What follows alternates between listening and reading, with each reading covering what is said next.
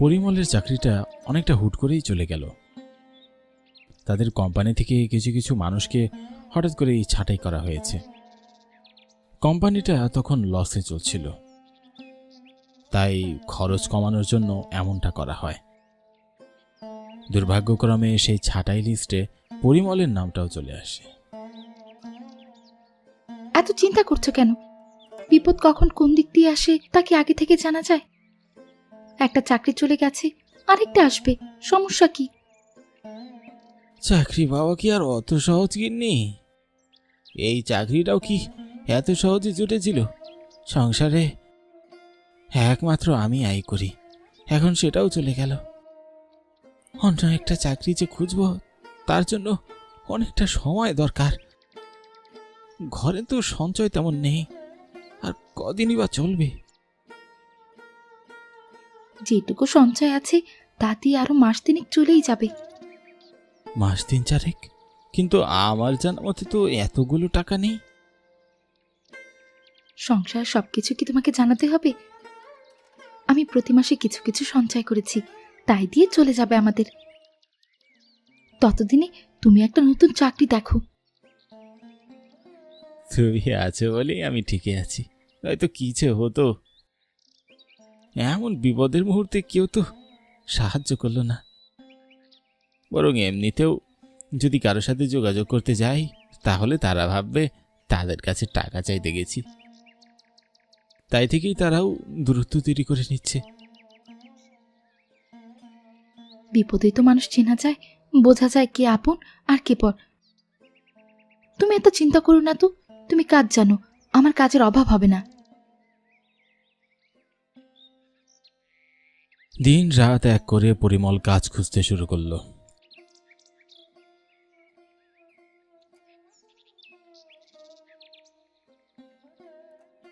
অনেক জায়গায় ঢু মারলো কাজের জন্য, কিন্তু মন্দভাগ্য যেন পিছুই ছাড়ছে না। কোনো জায়গাতেই সে কোনো কাজে জোগাড় করতে পারছে না। কিছু কিছু ক্ষেত্রে দেখা যাচ্ছে কদিন আগেই নতুন কর্মী নিয়োগ নিয়েছে।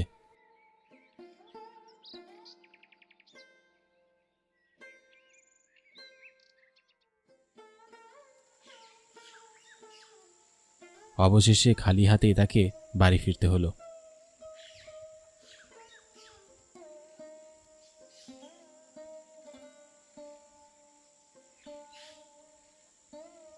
একটা কাজও পেলে না? গো গিন্নি, ভাগ্যটা তেমন ভালো ছিল না। শনির রাশ গ্রাস করেছে, কি যে করি ভেবেই পাচ্ছি না। আরো কয়েকটা দিন দেখো না হয়। কই গো বেহুলা, মিষ্টি খাও।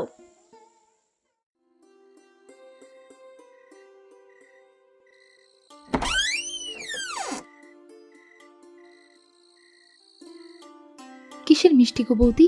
কোনো সুখবর নাকি? হ্যাঁ, মেয়েটা তো জিপিতে 5 পেয়েছে, ওই খুশিতেই মিষ্টি বিলাচ্ছি। বাহ, আশীর্বাদ করি তোমার মেয়েকে, আরো ভালো করুক, বড় হোক।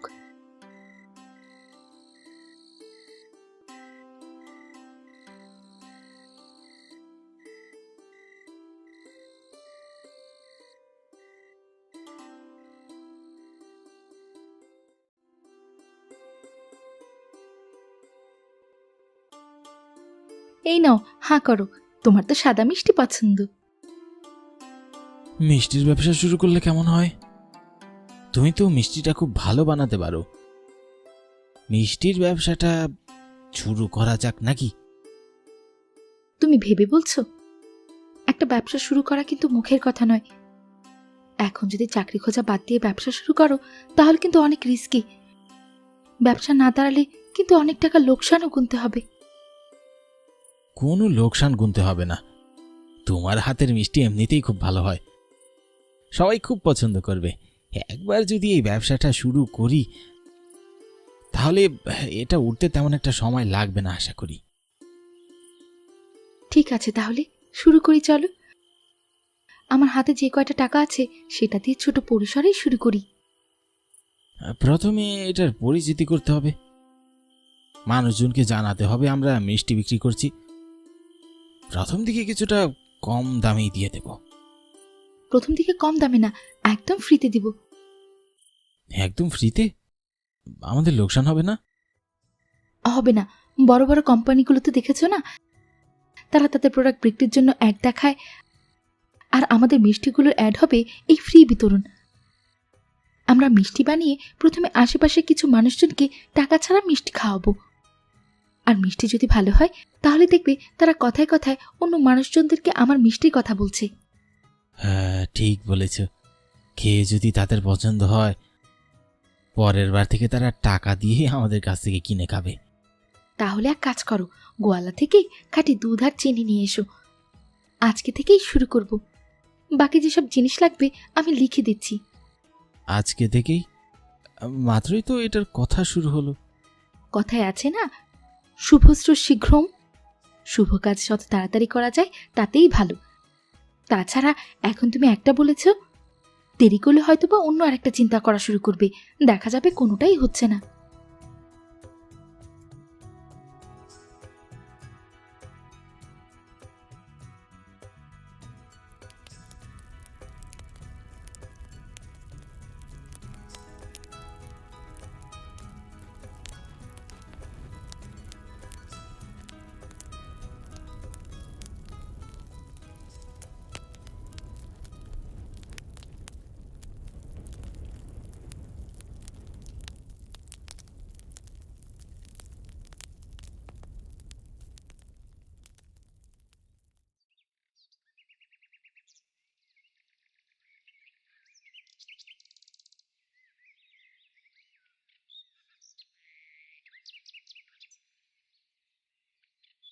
মিষ্টি কি উপলক্ষে?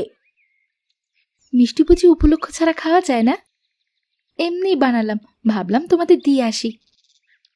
আশেপাশের মানুষগুলো সবার বাসাতেই তার বানানো মিষ্টি চলে গেল। সবাই তার মিষ্টি খেয়ে পছন্দ করলো।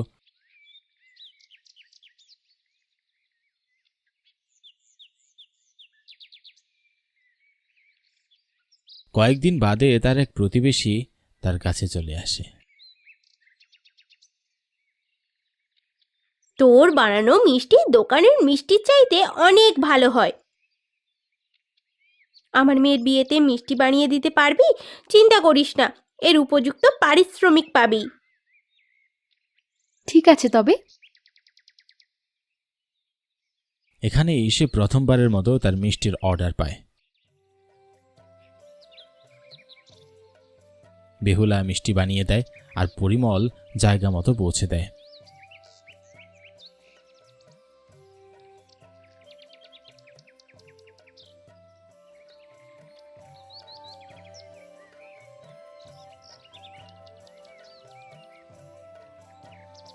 এই বিয়ে বাড়ি থেকে এই মিষ্টির নাম অনেক দূর দূরান্ত পর্যন্ত চলে যায়। সবারই মিষ্টি খুবই পছন্দ হয়। মিষ্টি তো সবাই খুব পছন্দ করেছে। সত্যি তোমার হাতে জাদু আছে। সবই ঈশ্বরের কৃপা। এবার আমাদের মিষ্টির দোকান দেওয়ার চিন্তা ভাবনা করতে হবে। আমি একটা ফুড কার্ট জোগাড় করছি, এখান থেকে মিষ্টি ঘুরে ঘুরে বিক্রি করব।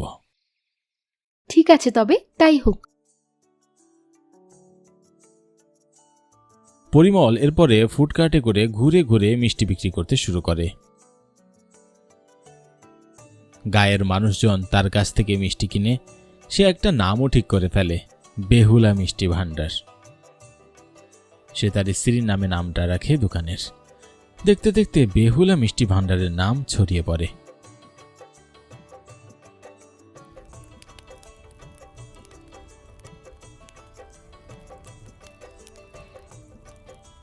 প্যাকেটে দুধ আনলে যে, গোয়ালার ঘন দুধ দিয়ে তো মিষ্টি আরো বেশি ভালো হয়।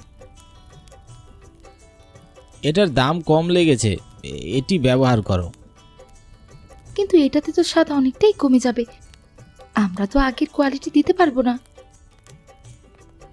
বেশি বোঝো না, যা বলেছি তাই করো। এখন থেকে এটাই ব্যবহার করবে।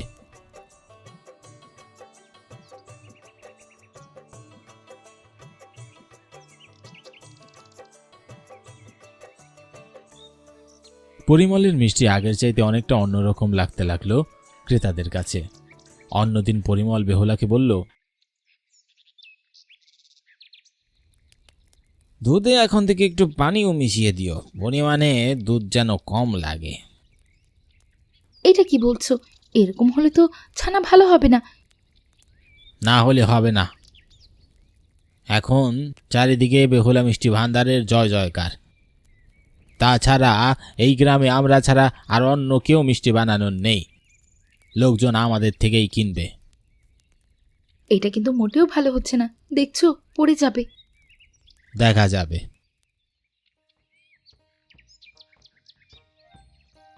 পরিমল সে মিষ্টিগুলো বিক্রি করতে গেল। এখন তার একটা দোকান হয়েছে, সে এখন ঘুরে ঘুরেও মিষ্টি বিক্রি করে না। আগের বারের মতো ক্রেতাদের এই মিষ্টিগুলো খুব একটা পছন্দ হলো না। কয়েকজন ক্রেতা মিষ্টি কিনে নিয়ে যাওয়ার পর আবার এসে ফিরিয়ে দিয়ে গেল আর বলল, ভালো লাগেনি, এই মিষ্টি তুমি নিজেই খেয়ে নিও। যেটা বিক্রি হয়ে গেছে সেটা আর কখনো ফেরত হবে না, নিয়ে যাও। সেই ক্রেতাটি মিষ্টিগুলো নিয়ে গেল। সে বলে গেল খাবারকে নষ্ট করতে হয় না, তাই বলে ফেলল না, নয়তো সে ফেলে দিত। এই দোকানে সে আর পা মারবে না। দিন দিন তার দোকানের বিক্রি কমে যেতে লাগলো।